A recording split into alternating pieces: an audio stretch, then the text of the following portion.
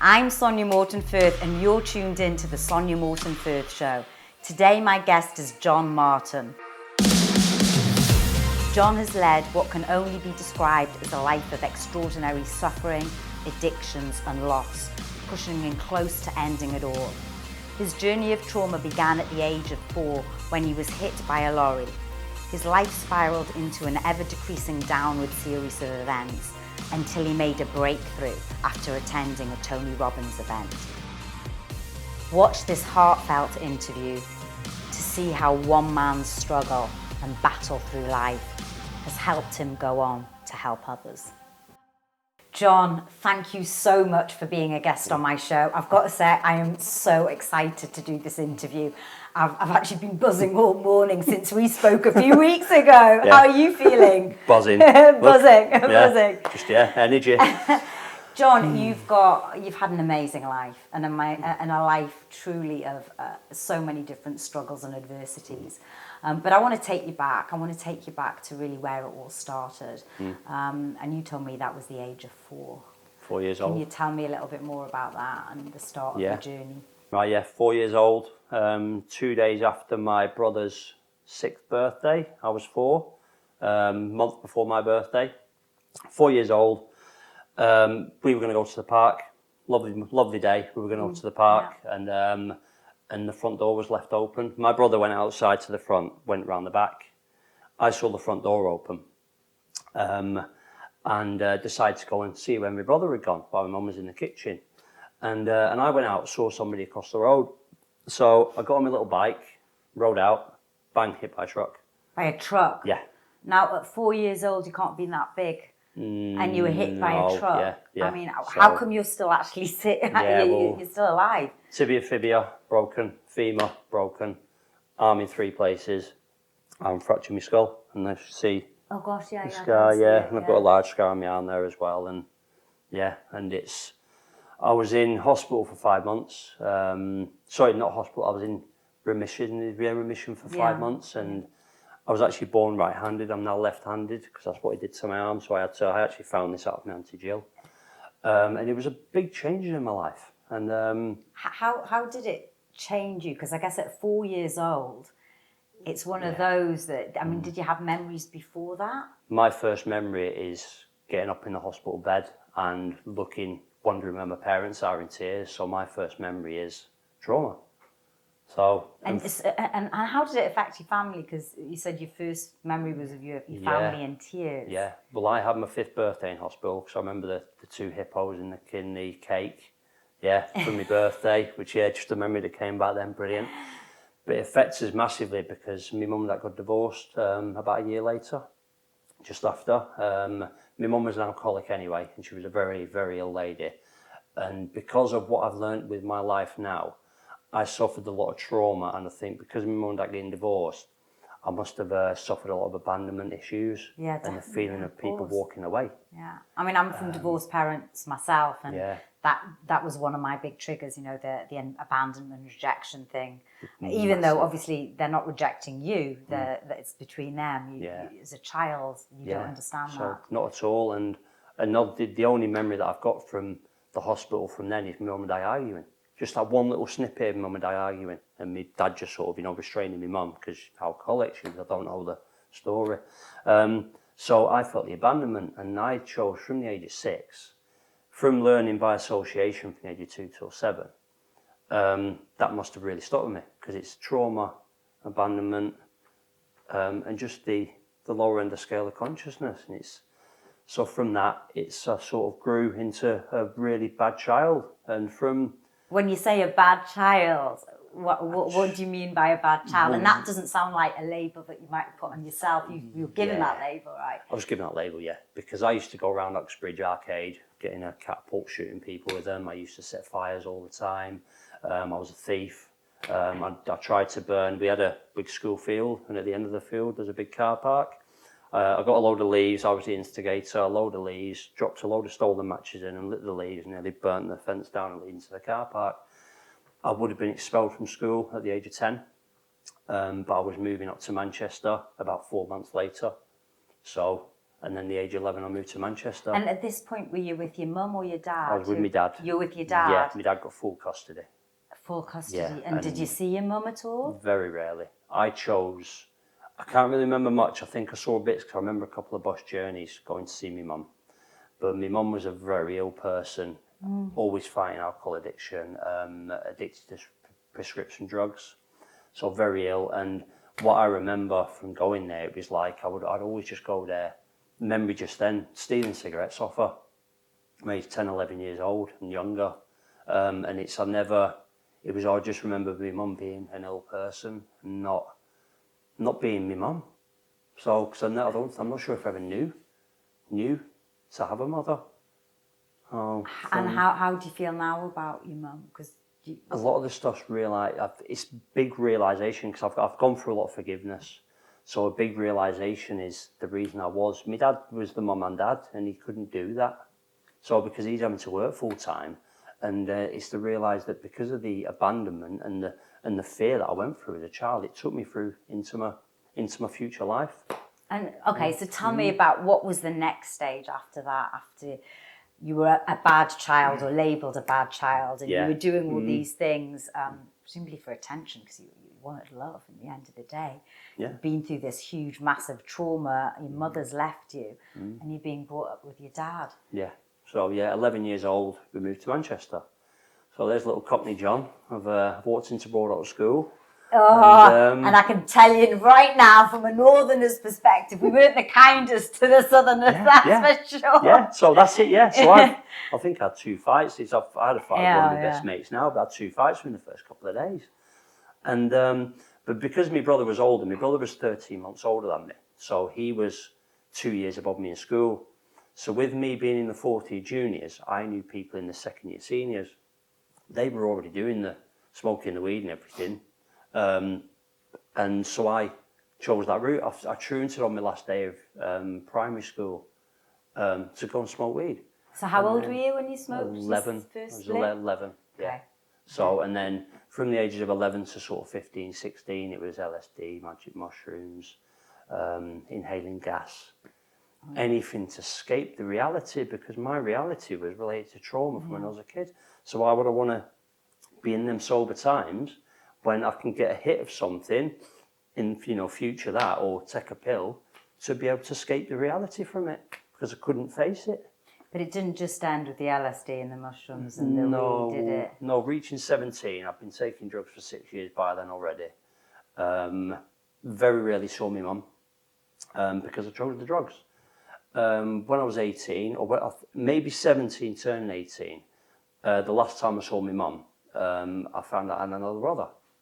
So, which I'm actually going to go and see after here for the first time in 3 years. So around 3 years, So literally, you just found out that you had another brother. Yeah, and my mum was forced to. Well, my mum adopted when she was 17, and I think that's what led to her trauma as well.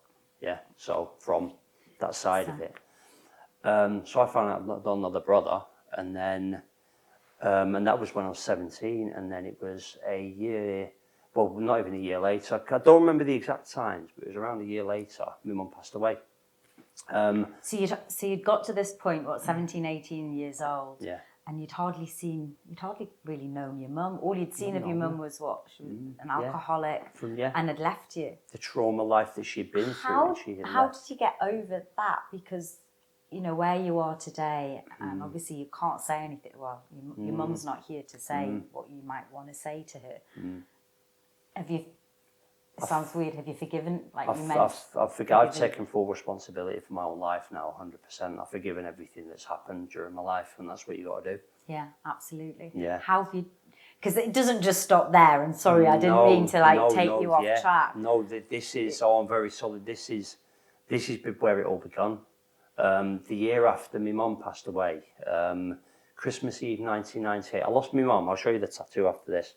I lost my mum in 1997, December the 6th, 1997. And it was Christmas Eve 1998, I had my first line of cocaine, got half a gram. And that night, once again trauma, do you remember the Nokia 3310? They're like the brick things. Yeah, I got bottled. You're taking me back now. Yeah, I'm not that old. I got bottled. and had one stolen off me outside. Literally 21s in someone, Manchester. a broken glass bottle in... Yeah, well, what it was I was on the phone. Friends and stuff were inside. I was on the phone. I went out, I was outside on the phone. Somebody said, can I borrow your phone? I went, no, mate, I'm on it, sort of thing. Next minute, I've had it taken out of my hand. I've gone to get it back. I've been hitting the side of the face, smacked around the bottle from the other side, just off camera. So I basically spent Christmas Day, I wouldn't say celebrating then, I've learned to celebrate it, but going through my mum's first anniversary on Christmas Day, bottled, having actually wet the bed because I drank so much as well in the hospital. God. And then that walk of shame in the morning sort of thing with stitches in my head. And meanwhile thinking about your mum. Yeah, I thought I'd lost the year before. Yeah, so, yeah. And it's, oh, and that was my process of starting to take cocaine. And when you say you started to take cocaine, how long? 19 years. 19 years. Yeah, it was the September the 15th of September 2017. So I started at Christmas Eve 1998. Wasn't all the time because I've gone through a lot of hypnotherapy and I've gone through a lot of and I've done a lot of traveling to get away from things as well. So, but my main thing was if I was in reality of normal life, I was a functional drug addict. So when you say a functional drug addict, because obviously you hear people take drugs, and I'm not here to judge or anything like that, but for recreational purposes. But you were taking it, what, day after day? I was on it to live on, yeah. I used to have an argument with myself for 2 days, just to let my nose get, because I used to be, I can't touch my nose, it was so inflamed. So just to get through it, the first 2 days I'd be like, right, instead of going seeing the drug dealer, I'll just go and post some money through his door and then leave a note saying I'll pay the rest over time. But then he'd be like, I could just have one line. And if I had one line, I'd spend $1,000. I couldn't just have that one line. Because you're chasing it. You're chasing that high. So I was working for 13 years, working probably 12 years, maybe 11 and a half years. Those was on nights, doing 12-hour nights. And what were you doing at this time? Putting cones out for roadworks, traffic management. So presumably you're putting cones out on the highway. Presumably that's quite a dangerous job. Yeah. And you're high as a kite. I'm wired. Say if I started sniffing on a Wednesday and I've got to put a job out on a Sunday night, I'll be turning up after no sleep. Okay, so everyone that's seen those cones aren't quite in the line. I'm very particular in what I do and very perfectionist in what I do. No, wrong word, perfectionist, but I've always been very focused in everything I do. If I'm a drug addict and a coke addict, I'm the best at it. You're the best drug and coke addict. Yeah, I used to put amazing jobs on and be very care with what I'm doing, but I'd be the first person to run across the road wired with a big sign on my side, as you know, when we used to be out across the road. So I never had any fear or anything because I've always had the pinpoint bullet focus. Do you think that was the drugs that enhanced that, or was that inside? Is that John inside? The drugs were holding me back. I've always had it because if somebody said you can't do that, like, well, yes I can, and it must be subconscious. I've always asked myself, well, what if I could?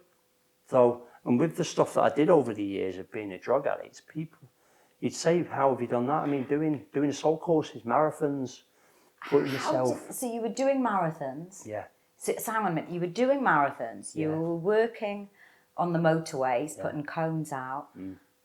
Did you have a relationship? I mean, were you sustaining relationships? 6 failed relationships in 10 years. 6 failed relationships. Because I hate to say fail. The fact you say they failed. Failed, 100%. Because of me, none of them knew that I was a coke addict. They didn't because know. I lied. No, I was functioning. I was doing it, and I was selling it for large parts of the time as well to pay for the habit. So you were a dealer as well. Yeah, I was on and off when I lived in Watford from 2002 to 2004. I went down there to clean and sober up, and this was the start of my steroid journey. I walked up to the biggest doorman in Watford, said, have you got any work? He went, whoa, you can have a job just for coming up to me and asking. So I got a door job. He said, start in 2 weeks. So I started on steroids. Within 2 weeks, I put the 2 stones. So you're on coke, you're on steroids. Yeah. And in the end, I was a doorman selling cocaine, selling ecstasy. I was a kitchen manager at a nursing home, so I'm a qualified chef. And all this, I was working 3 or 4 jobs wired, not sleeping. John, how did you fit it all in? I mean... Well, no time for sleep. Well, I guess you weren't getting any sleep anyway, obviously, if you're taking all the drugs. Yeah. So, and it's just my life was, as long as I got the coke, I'd be fine because I was so functional. It took me 7 months to calm down when I finally, which is the next part. Were you not ill during this time? Did it not affect your health at all? Well, I wasn't the person I am now. Yeah. So No. maybe not my health, because I feel bulletproof anyway. From if a truck can't kill me when I fall, then nothing can, and that's the mentality. Actually, that's amazing. That's the thing of, because you should have died then, really. Like you're a 4-year-old, small 4-year-old boy, getting, and you're hit by a truck. Yeah, and hit me that hard, I broke my femur, my hardest bone to break. But you didn't die. No. So this is why I'm here, and this is what leads to now. So how did the breakthrough happen? Because presumably you're sober now. You've been sober, as you say. Been sober for 2.5 years. But just to give people the view on how functional I was, I booked a hospital appointment to go and get a camera down my throat to see why I was getting really bad heartburn. I mean, I used to regularly go through 96 Rennies a day, 3 packets of Rennies. I know Rennies, my grandma loved Rennies. Yeah, munching them like Smarties, yeah. And so I went to I got a quarter of cocaine for a group of us to go out on the Saturday night. On the Friday night, I had one little line of it. And then by the Saturday morning at 10 o'clock, I'm in the hospital after no sleep, doing the majority of this quarter of cocaine. And I've managed to blag the nurse that my pulse was racing so fast because I was nervous and I was anxious, but I was wired.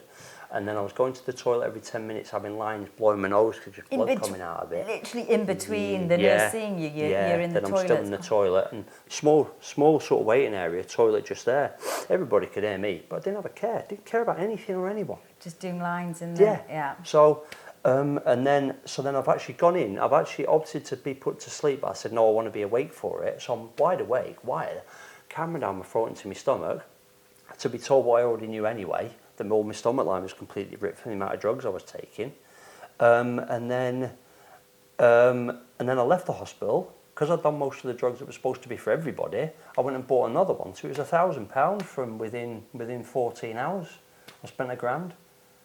What got you to that? I mean, it was just a normal day of life for me. I've turned to everywhere I used to go because I couldn't face. I was lonely in a group of people.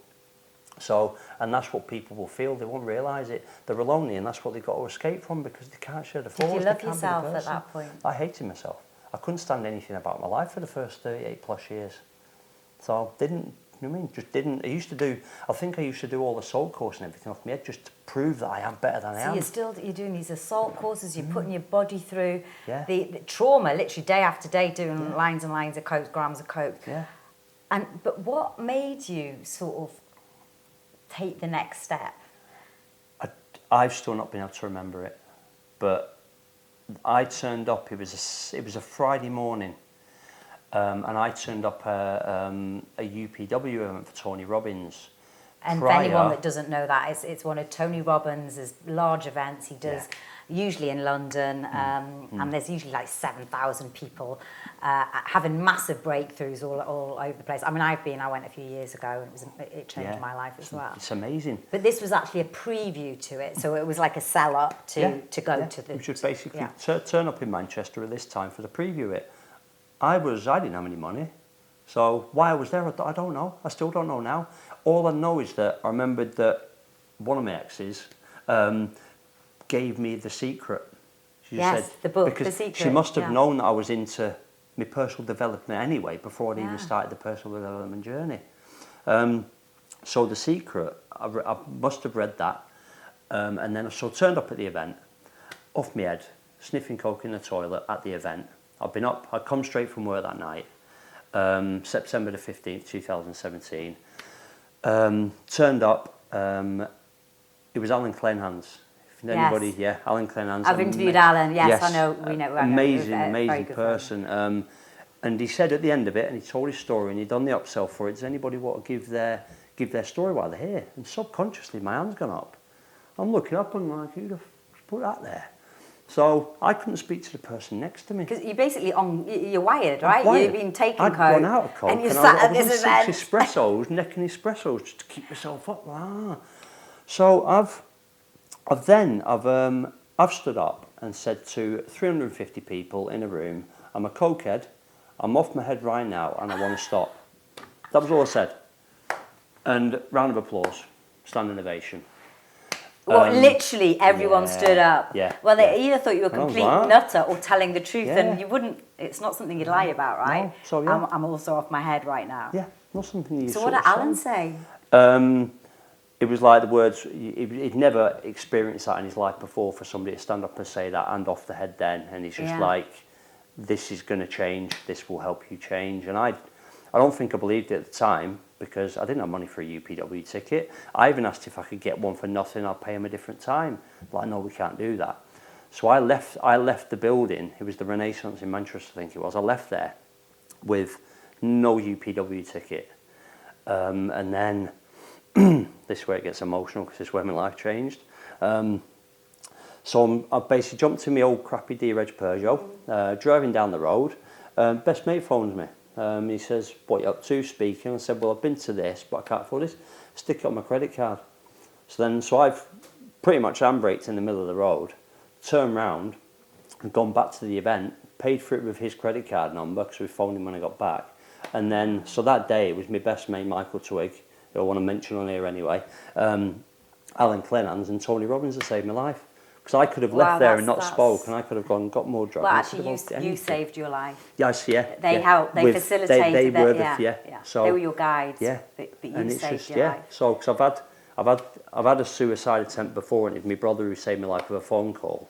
When did you try to commit suicide? I think it was about 4 years ago. I had a recurring dream about walking into quicksand in Arnside or Ambleside in the Lake District. Yeah. I've seen this sign going to a 50th birthday, I think it was, with an XXX or whichever down the road it was. And I've seen this sign, and I had a big argument with a cousin when we were there. And then I've gone walking off. I've just walked off, and then 2 hours later, people can't find me. And I've left my phone on a chair at 11:30 at night. I've started walking out into the sea, and I thought, this is me done. Started walking out, because I've visioned this, I've dreamed it. And then all of a sudden my phone rang, just inaudible, you know, she just hear it. And it just clicked me out, and my brother phoned me randomly. Wow, Dave, yeah. He just like, I just feel like I phone you. I was like, whoa. So yeah, he just saved my life. Yeah. So, and you were literally going to walk it into... About 4 or 5 years ago, that, yeah. So... Oh, okay, so going back to UPW, presumably you did UPW then? I went to UPW. I was still on. It took me 7 months to come down properly from the addiction. So did you go cold? I went cold turkey. You went completely cold turkey? I didn't have any help. I just stopped that day. So when I came back and I paid for the ticket, I was like, I just stopped. So from spending £1,000 to £1,500 a week at that time, been off my head for 4 or 5 days in a row, no sleep, working on motorways, I stopped, bang. So, and then it just all started to change. I was working on motorways for the last 2 years of working on motorways. I couldn't stand the job, couldn't stand it. So from what it had turned into, it was all more health and safety and bothered about the money than the actual people. And I feel for the people who are in it's an amazing job sort of thing, but it's not what it used to be. So I left in October, coming up to 2 years. I left my job. I was on an average of 40 to 50 grand a year in that job. I walked out of the job with no money, still in masses of debt, but to live my purpose. And what is your purpose? My purpose is to help people heal and help people become the lighthouse that I've become, the rock in the storm. Nothing can knock me now. Nothing. It's just like bulletproof mind, bulletproof body, and I can anything I put my mind to, I can see it already achieved. So I'm already there, and I want to help people get to that state through nutrition, through well-being, and through. And you've changed. I mean, you talk about nutrition. You've changed, like you say, you've lost lots of weight. Yeah. We've been talking this morning. 2 stone of inflammation. 2 stone of inflammation fell off me from when I quit drugs. It's like just with my elbow, with my arm and stuff, which the weather. Because most people lose weight with cocaine because they're so wired. Yeah. But you I was wired because of all the stress and the trauma in me as well. It was the inflammation. Yeah, I could have been, if I'd carried on, I could have been dead now. You never know. So and it's just like it all just came out of me and fell. So I used to have a big round head, gangster fat in the back of me neck. So yeah. So what are your rituals now? Now, well, I got myself a coach and I left my job. It fell with my dad and my brother because I was very controlled over my life as well for my dad and brother. They meant the best for me, but I had to have my own life. And from that, I left my job, walked into JB's Mission, which was my business. JB's my nickname, so so my mission was to open I was going to go down shop route first. So I started doing markets with a lot of products I bought. Absolutely brilliant up until February, March time, because I left in the October, and then by February, March the following year, after we'd had the Christmas period, my business fell apart. And this is where I actually hit rock bottom, because I didn't have anybody to talk to. Nobody knew where I was at. I was this face, I'm doing great, but from getting up at 5 o'clock in the morning, building a business, I've gone to going to bed at 2 o'clock in the morning, getting up at 10, 11 o'clock the next day, drinking the last of the beers that I had, eating the pizza, open my curtains at 2 o'clock in the afternoon, walking to the shop, getting more beer. So hang on a minute, you've been through all this trauma in your life, the drugs, the steroids, your mum dying, your failed relationships, and yet you say the biggest, like the hardest part of your life was when your business failed. That's actually quite something to say that, because people would have said, oh my God, you've been through all these different things that sound much worse. But actually you felt, because it's all about a feeling, how you feel as a person. It was your business failing. Why do you think that was? Because it's probably the first thing I'd ever done on my own without the feeling of, because I didn't speak to my dad and brother for over a year. And it was because it was the feeling that I'd done something myself, and I built it to say, fuck the pair of you, sort of thing. And that's being nice at the time. But then, and I'm doing my own thing. So for me to sort of build my own thing and then go, it's gone. Did you feel like a failure? Massively. I said to me, I didn't feel suicidal, I didn't feel down, but I said to myself that if I'd have gone there and then, I would have blown my head off that morning. And you know now there isn't any such thing as failure, right? There isn't at all. No, it's you either win or you learn. Yeah. You either win or you learn, 100%. So so from that, I put an ad on Facebook. I went to the pub for basically all you can drink coffee. I had £1.59 to my name. That was it. I didn't have anything. And coffee was $1.79 for drink, as much as you want. So I went there with my laptop, put an ad on Facebook, and said I can do gardening. I can do gardening, painting, stuff like that. 800 quid's worth of work by the end of the day. So literally from £1, whatever it was, over 59, from you had basic failure. I had to change my view on life. I had to change the way I was. I had to change it. I did it in a split second. And that was me like, right, well, I've hit rock bottom. I've been the crushed tennis ball, and now I'm springing back up. And this is where it's going to start to count. And since that day, because I'm living more my true purpose, I mean, I'm setting up a coaching business, I'm setting up a nutrition business. I want to be a speaker. Well, I am a speaker. I just want the opportunity to go to the stage. And I've been offered to work with a mental health charity as well. Tell me about that, actually. Yeah. That's really interesting. So you're now going to be an ambassador, or? Yeah, I'm going to be the head of mental health for BU. Amazing charity, yeah. And the way that I was actually in a music video called Demons by Ian Lawton, absolutely amazing tune. And I was the drug dealer demon in it. And because I was the drug dealer, the drug dealer demon, because I was the drug dealer, people were sort of very sceptical about me, sort of thing. Oh, he's a drug dealer, sort of thing. So I opened up as me, and then because I opened up as me and the person I was, I ended up being really good friends with the person who started the charity. And she said, "Listen, amazing story, you're an amazing person. Will you work with us in the future?" So in the future, we'll be going around schools and working with them and doing talks about mental health for children as well. I mean, I met you for the first time this morning, and I've got to say, John, your energy is just infectious. But I can feel like I can see you going on and doing amazing things. I can feel it, and I'm quite perceptive. What would you say if there's people watching this that maybe you're going through a similar situation to your past? Maybe there's people sat here, they're using cocaine, they want to kick the habit, but they don't know where to start, or maybe they're in that situation of just that spiral of negativity, and you feel like your life's going downhill. Is there any advice you could give them, or any words of wisdom to help? Yeah, just do the best to break the pattern. You will naturally go through times of when you're going to try and break the pattern naturally anyway, but you won't pick up on them because it's about your levels of consciousness. So the more you become conscious of what you're actually doing, and say if you turn to drink because of a situation, you beat yourself up for having the drink. If you start to celebrate yourself becoming conscious of having that drink instead of it being sleeping, awake and subconscious, celebrate the noticing it. Don't look at what you've not done. The tiny things that I celebrate for. I used to have a really bad addiction from standing in the kitchen because I used to spend hours in the kitchen. So my subconscious, my body would take me to the kitchen and I'd be like, oh God, stood in the kitchen again. I can't produce it if I'm not sat in my chair. The other day, I wanted to do something in my kitchen and my body took me to my seat. Because you would stop beating So yourself up. I've changed the habit and I've stopped beating myself up from it. So if you start to become aware and celebrate the tiny bits of awareness, the little things, the tiniest things, and then you will start to break habits because you need to change your personality to change your personal reality. So to change, you need to become a different person. And this is what I've become an expert in my own life because I haven't got a piece of paper to say you can do it. I can do it because I'm doing it. I can see you do it. Yeah. And I've talked to you and I can hear the depth. Just from waking up this morning, I'm a different person to what I was yesterday because I create my future. I don't create from the familiar past. If someone wants to get in contact with you, if they really resonate with your story and they want some help, how do they go about contacting you? I've recently set up a nutrition business, JB's Nutrition. It's JAYBEES. We'll put it down in the show notes. Yes. JB Nutrition.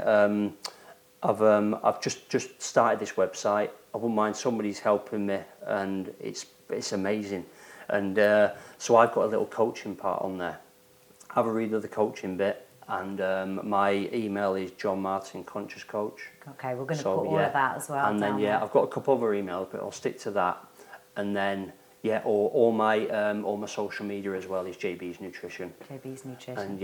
And I've got massive ambition in life, and none of it is to serve me; it's to serve the world. I can feel you serving. To serve everyone else. So you've got to this point. All of this, everything that's happened in your life. It's all happened for a reason. However traumatic, horrible it sounds, it's led you to the person you are today, a beautiful human being, and I can feel your energy and your soul. We've come to our last question, and I'm really gutted because I've really enjoyed this interview. And there's we'll definitely do a follow-up interview. Absolutely. There's so much the fill in the gaps. Absolutely, we definitely will. Yeah. So my last question, I ask this to all my guests, is if you were to write a message in a bottle for future generations to find, what would that message be? Ask yourself one question right now, and that question is, what you are doing right now, will your future self thank you for it?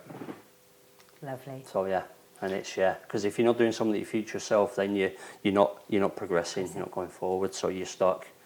So. John, thank you so much for being a guest on my show. Thank you. Yeah, top, amazing. Hope you enjoyed the show.